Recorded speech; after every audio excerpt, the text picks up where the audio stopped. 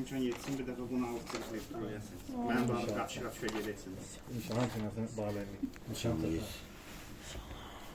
137 manat. 32 manat. 30 qəpik. 4 manat. Verdi. 3.80'de verdi. 177 manat 10 qəpik. Sözüm. 177 manat 10 qəpik. Nə? Kartı atabilir yok mu? Ha. Kartın var mı? Ha. Ha, değilim. 50 çok tutup. Silin bunu. Ha. Çəkdiniz buranı. Bəli, Ha. bəli. Ha. Qarşıdan borcu var. 50 çok tutup. 15-17. Sağ olun, Allah ömrünüzü uzun eləsin, canınız sağ eləsin.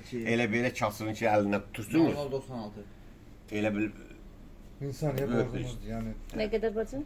77. 177 manat. 177 manat 10 qəpik. 10 qəpik. 10 qəpik də halal. Halal xoş. 10 qəpik. Neyse. Ha, Rövşen.